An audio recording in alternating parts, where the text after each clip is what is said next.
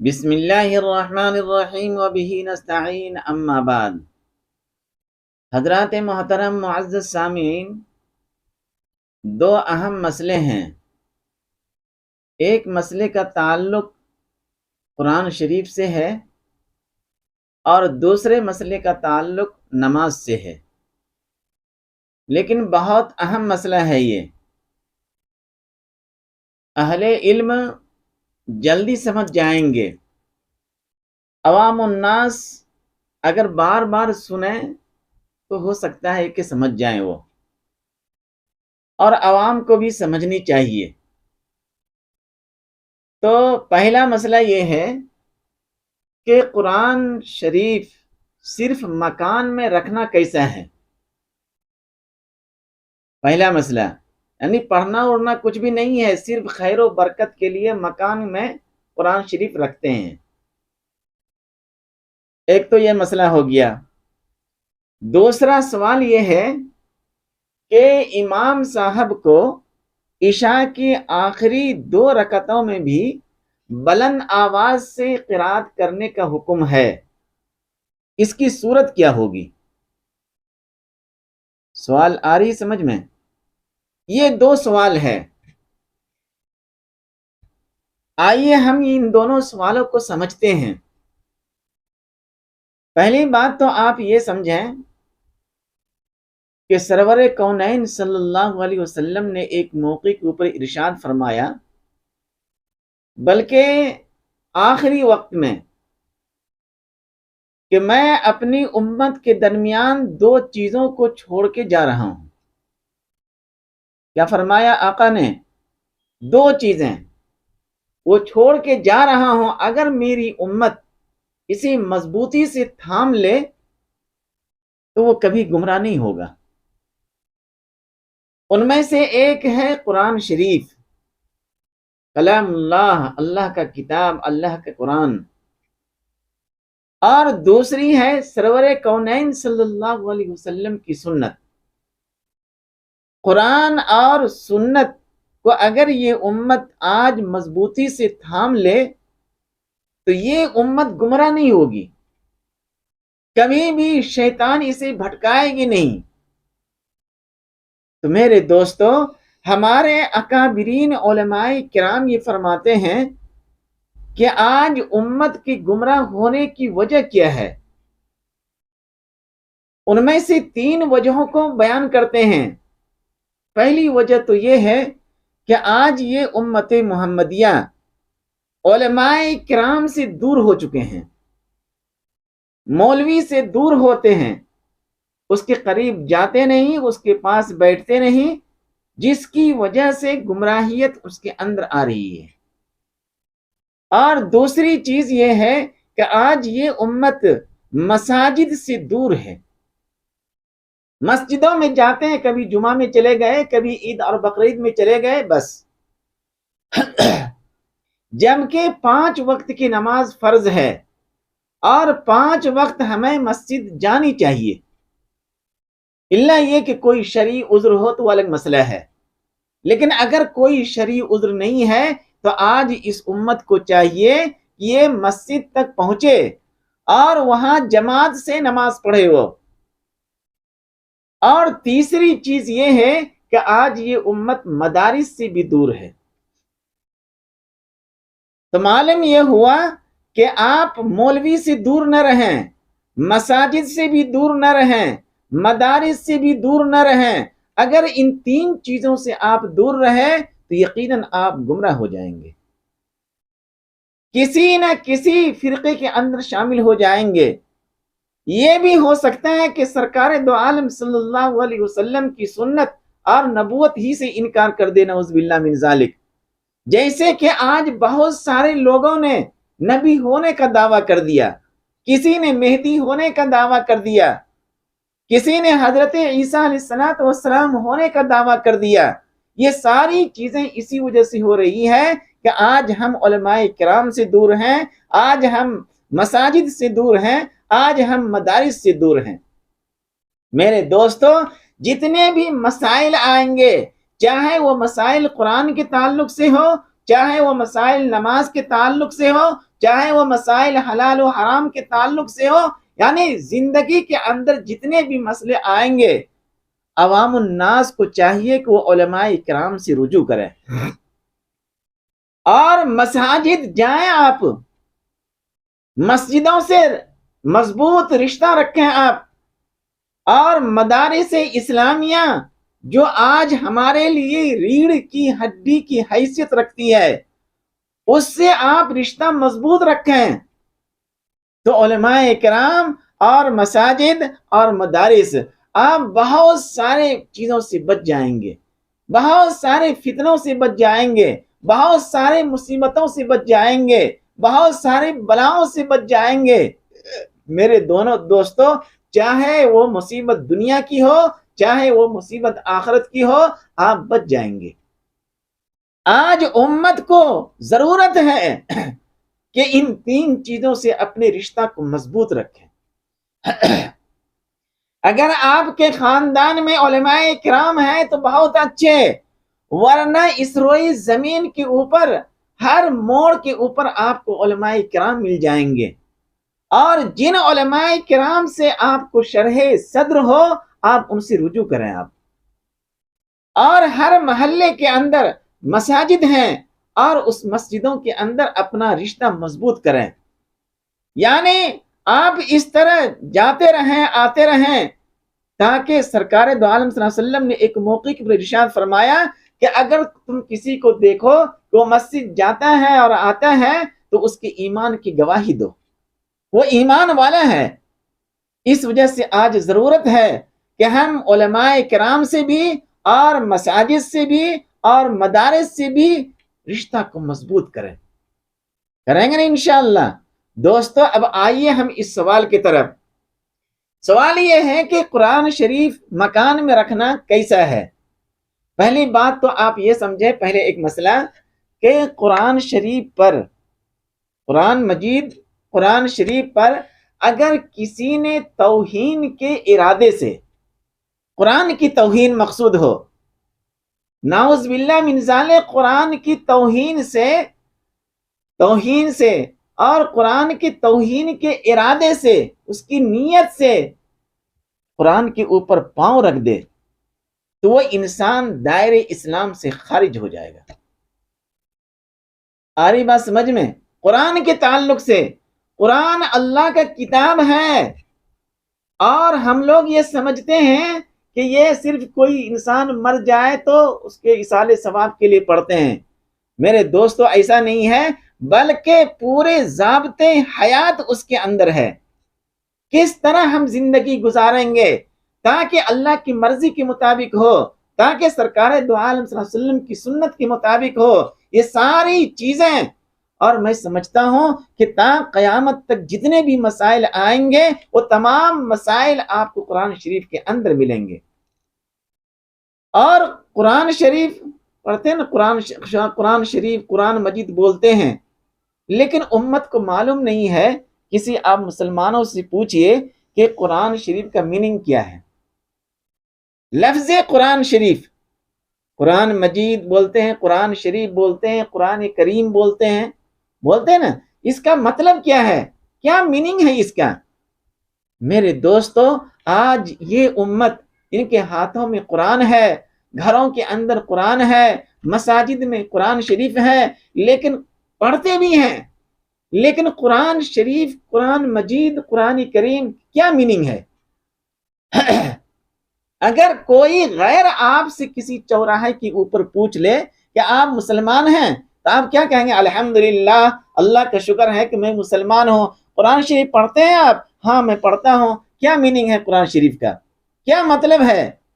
میرے دوستو، آپ اچھی طرح ذہن نشی کر لیں، قرآن شریف کا میننگ اور اس کا مطلب یہ ہے کہ بار بار پڑھی جانے والی کتاب۔ دنیا کے اندر صرف ایک واحد قرآن شریف ہے جو بار بار پڑھی جاتی ہے۔ دنیا کی کوئی اور بک لے لیجئے آپ، ایک مرتبہ پڑھیں گے، دو مرتبہ پڑھیں گے، اکتا جائیں گے آپ۔ لیکن قرآن شریف کو آپ پڑھتے رہیے، بار بار پڑھیے، جتنی مرتبہ پڑھیں گے اتنی مرتبہ مزہ آئے گا۔ اس طرح آپ کا تعلق اس سے جڑ جائے گا، معلوم ایسا ہوگا کہ ہم اللہ سے بات کر رہے ہیں، پروردگار عالم سے بات کر رہے ہیں، اللہ رب العزت سے بات کر رہے ہیں۔ اس وجہ سے میرے دوستو، قرآن شریف کو مضبوطی سے پکڑیے، اس کو پڑھنے کی کوشش کیجیے، اور اس کے اندر جو بھی مسئلے مسائل اللہ تبارک و تعالیٰ بیان کیے ہیں اس کے اوپر چلنے کی کوشش کیجیے۔ کیسے چلیں گے آپ؟ جب آپ کا رشتہ علماء سے مضبوط ہوگا، جب آپ کا رشتہ مدارس سے مضبوط ہوگا، جب آپ کا رشتہ مساجد سے مضبوط ہوگا، تبھی آپ چل سکتے ہیں، تبھی آپ قرآن شریف کی میننگ کو جان سکتے ہیں اور اس کے اوپر عمل کر سکتے ہیں۔ آج میں دیکھتا ہوں معاشرے اور سماج کے اندر لوگوں کو، یہ علماء سے بھی دور ہیں، مساجد سے بھی دور ہیں، مدارس سے بھی دور ہیں، جس کی وجہ سے گمراہیت اس کے اندر ہے، جس کی وجہ سے شیطانیت اس کے اندر ہے، جس کی وجہ سے یہ انسان اللہ سے دور ہو جا رہا ہے، جس کی وجہ سے یہ آقا مدنی صلی اللہ علیہ وسلم کی سنت سے دور ہو رہا ہے۔ اس وجہ سے میرے دوستو، آپ اس مسئلے کو اچھی طرح ذہن نشی کریں۔ قرآن شریف پر اگر کسی نے توہین کے ارادے سے پاؤں رکھ دیا، توہین کے ارادے سے، کوئی مسلمان تو ایسا نہیں کرے گا۔ اگر کوئی مسلمان ایسا کر رہا ہے کہ توہین کے ارادے سے قرآن شریف کے اوپر پاؤں رکھ رہا ہے یا پاؤں سے ٹھوکر مار رہا ہے، تو وہ انسان دائرے اسلام سے خارج ہو جائے گا، مسلمان باقی نہیں رہے گا۔ اس کی پوری تفصیلات آپ فتاوی عالمگیری کے اندر دیکھ سکتے ہیں، وہاں پہ بہت تفصیل سے بیان کیے گئے ہیں میرے دوستو۔ لیکن اگر کوئی بے اختیار غلطی سے، بے اختیار سہون غلطی سے پاؤں پڑ گیا تو اب کیا کریں گے؟ تو انہیں چاہیے کہ قرآن شریف کو ادب سے اٹھائیں اور اسے بوسہ دے، اسے چومے، سینے سے لگائے اور توبہ و استغفار کرے۔ اگر غلطی سے ایسا ہو گیا ہے تو، اگر جان بوجھ کر کے کوئی مسلمان ایسا کر رہا ہے تو میرے دوست وہ مسلمان نہیں ہے، بلکہ وہ دائرے اسلام سے خارج ہے۔ اس مسئلے کو اچھی طرح آپ سمجھیں گے۔ دوسرا مسئلہ یہ ہے کہ جیسے کہ سوال کیا گیا ہے کہ کسی نے محض خیر و برکت کے لیے اپنے مکان میں، اپنے دکان میں قرآن شریف رکھتے ہیں، لیکن پڑھنے کی توفیق نہیں ہوتی ہے، صرف رکھتے ہیں برکت کے لیے۔ میرے دوستو، یہ بات صحیح ہے کہ قرآن شریف کو دیکھنا بھی ثواب ہے، قرآن شریف کو چھونا بھی ثواب ہے، قرآن شریف کو رکھنا بھی ثواب ہے، قرآن شریف کو بوسہ لینا بھی ثواب ہے، قرآن شریف کو سینے سے لگانا بھی ثواب ہے۔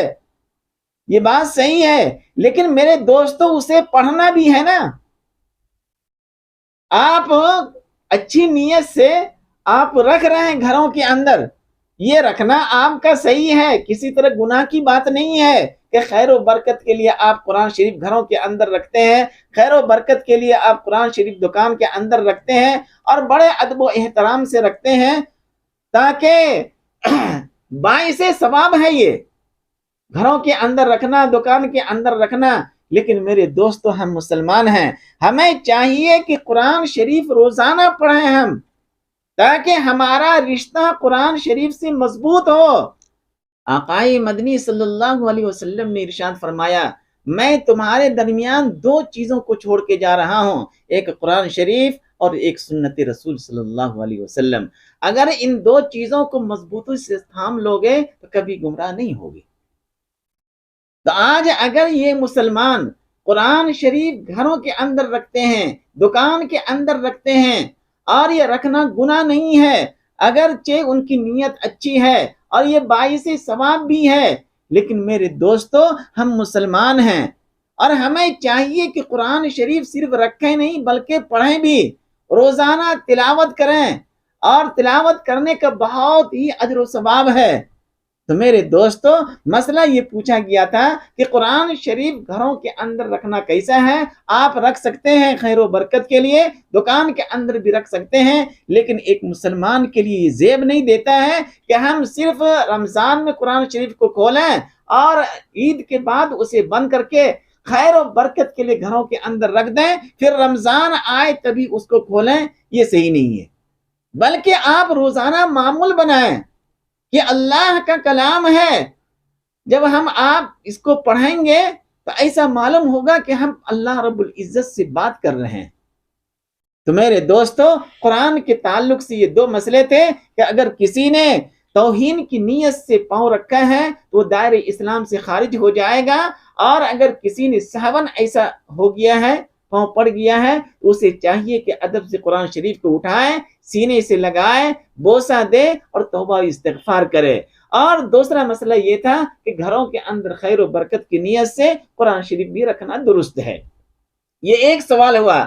دوسرا سوال یہاں پہ یہ تھا کہ امام کو عشاء کی آخری 2 رکعتوں میں بھی بلند آواز سے قرات کرنے کا حکم ہے، تو اس کی صورت کیا ہوگی؟ میرے دوستو، یہ صورت تو ہے لیکن ہمارے معاشرے اور سماج میں ایسا ہوتا نہیں ہے، کیونکہ امام صاحب بیچارے بہت ہی عقل مند ہوتے ہیں، ہوش مند ہوتے ہیں، اور جب وہ نماز پڑھاتے ہیں تو وہ سمجھتے ہیں کہ ہم امام ہیں، اور امام کے جتنے بھی شرائط ہیں وہ اس کو پوری کرتے ہیں۔ عام طور پہ جب ہم نماز پڑھتے ہیں عشاء کی نماز، تو پہلی 2 رکعت کے اندر سورہ فاتحہ بھی بلند آواز سے پڑھتے ہیں اور سورہ بھی بلند آواز سے پڑھتے ہیں، اور آخری 2 رکعت کے اندر صرف سورہ فاتحہ پڑھتے ہیں، سورہ نہیں ملاتے ہیں۔ لیکن اگر کسی نے سورہ ملا لیا، اختیار ہے اسے، چاہے تو وہ ملائے چاہے تو نہ ملائے۔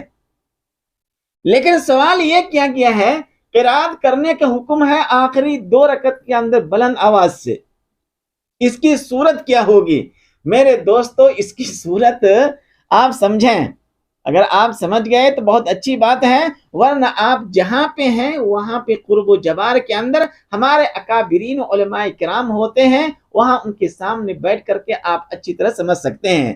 آئیے ہم سمجھتے ہیں۔ مسئلہ یہ ہے کہ اگر عشاء کی پہلی 2 رکعتوں میں سورہ ملانا بھول گیا، آ رہی بات سمجھ میں؟ اس کی صورت کیا ہوگی وہ میں صورت بتا رہا ہوں کہ اگر امام صاحب عشاء کی نماز پڑھا رہے تھے اور عشاء کی نماز کے پہلی 2 رکعت کے اندر سورہ کا ملانا بلند آواز سے یہ واجب تھا، لیکن یہ سورہ ملانا ہی بھول گیا، تو اب کیا کرے گا؟ تو میرے دوستو، اس صورت میں عشاء کے آخری 2 رکعتوں میں بھی امام کو سورہ فاتحہ اور سورہ بلند آواز سے پڑھنے کا حکم ہے۔